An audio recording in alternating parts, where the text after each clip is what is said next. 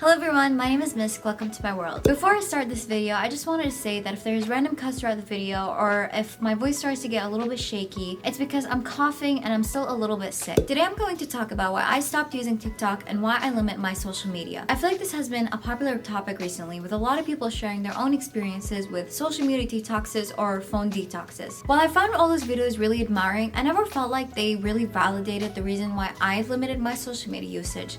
And so I wanted to make this video so I can share my own reasons because I feel like a lot of people probably feel the same way. This video is going to be split into 3 sections. First, I'm going to talk about my own experience with social media and why I limit social media. Second, I'm going to talk about my definition of what it means to quit social media or limit social media. And last, I'm going to give the reasons why I did that. So let's get started. First, I'm going to preface this by saying I never actually quit social media. The only app that I kind of almost completely quit using is TikTok, but I still use a lot of other social medias like Pinterest, Instagram, YouTube, etc. The main reason why I never quit using social media is because it's so hard to do with my generation. In 2021, I decided to actually quite literally quit using social media. I deleted all of social media off of my phone, including Netflix and YouTube. And did it make me feel better? Yeah, for like a day or two. But after that, I started to feel like I was the odd one out and like I never related with the people around me. Communication with my friends became a lot harder and there wasn't a lot that we related on because I never knew what people my age were talking about. Plus, I found myself so bored that I genuinely started to get annoyed with myself. Don't get me wrong, I love my own company, but to feel like you're with yourself 24/7 because you're not relating with people around me and because I can't even talk to the people around me as easily as I used to, it felt like I was stuck with myself and it was starting to get out of hand. So personally, in my own opinion, quitting social media 100% is so hard to do for our generation. And if you guys don't know, I'm Gen Z.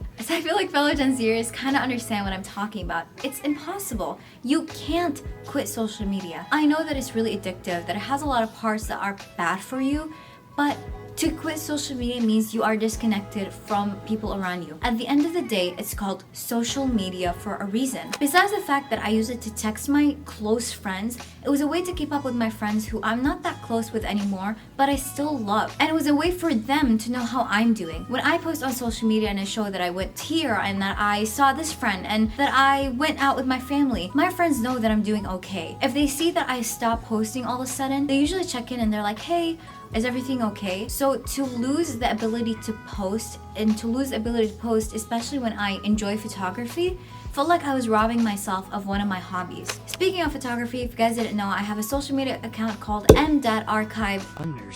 And I use that to archive moments in my life that have brought me joy. So if you guys are interested in following my Instagram account, the username will be posted in the description down below. Just go and copy it and paste it on Instagram and you should find me. I started to do a few tests. I download different social medias at different periods, and during that period of time, I used only one social media at a time. So let's say I wanted to use TikTok for a while, I would use just TikTok. I wouldn't use Instagram at the same time, I wouldn't use YouTube. I wouldn't even have it downloaded on my phone. Every day after using TikTok or after using Instagram, I would track how I felt. Did I feel irritable throughout the day? Was there a clear reason why I felt irritable? Sometimes I was just genuinely having a bad day, like, oh, I stubbed my toe, so I was just kind of annoyed all day. But then I noticed that sometimes when I use a specific social media for a long period of time, I started to feel really irritable and I didn't know why. I noticed that when I use TikTok and when I use Instagram Reels, this is when I felt the most irritable. By using social medias like YouTube, Pinterest, and Netflix, I didn't feel that annoyed or irritable. So I started to analyze that even deeper. And here are the few conclusions I came up with. Interfaces like TikTok or Instagram Reels, you don't get to pick what you watch. You are given something to watch. I would get videos that create some kind of negative emotion inside of me, whether it be reminding me of a negative memory or the video itself is negative. So I started to realize social medias that don't allow me the choice to pick what I want to watch, that have really short videos and that have videos that are based on kind of a random algorithm where it's not really that heavily based on what I enjoy or the creators that I like to watch. Those social medias, they create a lot of negative emotions for me. So every time I would go on Instagram, I would would make sure that I go on the homepage. If I catch myself on Reels, I just go off of Instagram. I would recommend making going into the social media a two-step process. So when I go on my phone, all social media is not on the homepage, it's on the second page, and I have the social medias inside of a folder, and in that folder, they're not on the first page, they're on the second page. And that also depends on the social media itself. Netflix, Pinterest, and YouTube, I have them on the first page of the folder. Instagram, I have it on the first page of the folder, but on a different folder than Netflix, YouTube, and Pinterest. And I have TikTok on the second page of the Instagram folder. That way, finding the app is more of a conscious process.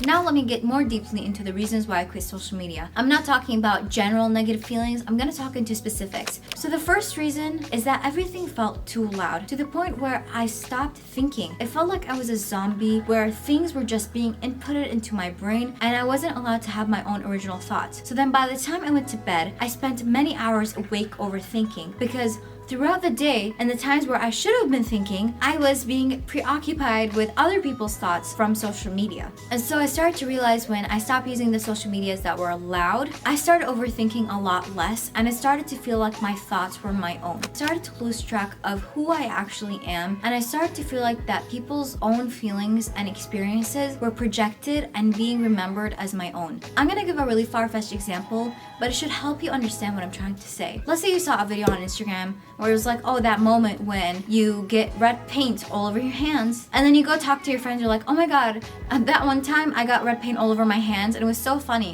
And it's like, no, that never happened. That never happened at all.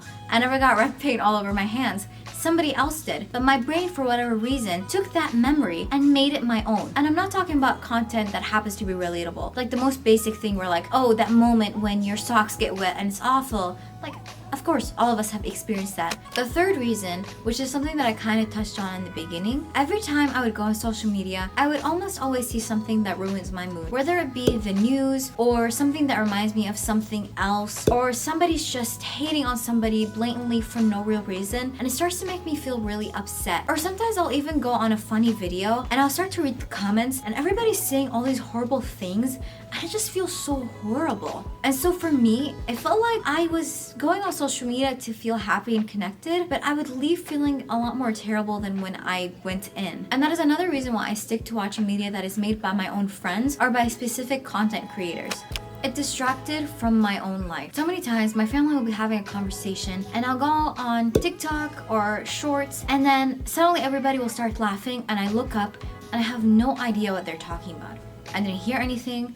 I didn't experience anything with them. I started to lose moments that will never happen again with my family and my friends. It would always make me feel just so terrible because I don't care about this person. I don't care about what they're saying. I don't know who this person is. And even with my friends, they're not dying for me to watch whatever they posted. So why should I give up moments from my own life to watch another person's life? I started to feel a lot of FOMO and a lot of jealousy. When it's my friends or family, I don't have FOMO or jealousy. I usually know this person on a deep level. I know the negatives they've been through, all the struggles they've been through. So when I see them having a nice time or going somewhere that I've always wanted to go to, I usually feel really happy for them. I feel like it would make me kind of a terrible person to admit this, but I truly believe I'm not the only one.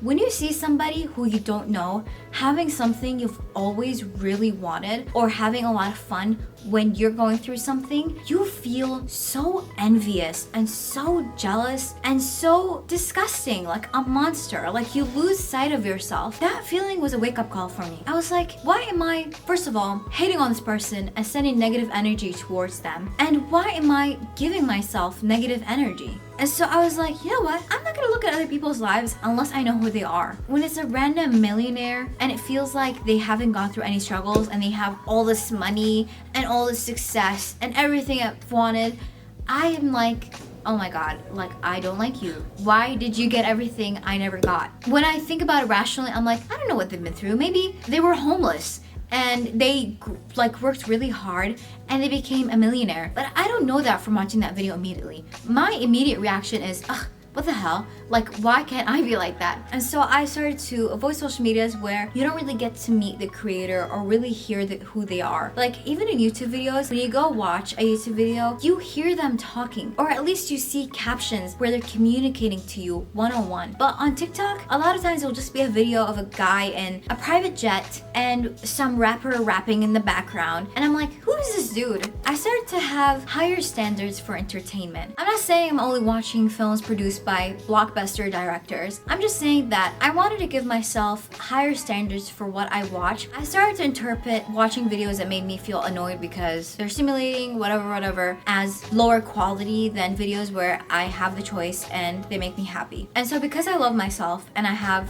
high standards because I love myself, I started to ignore the lower quality content and I started to watch the higher quality content. And that included giving myself a schedule of entertainment.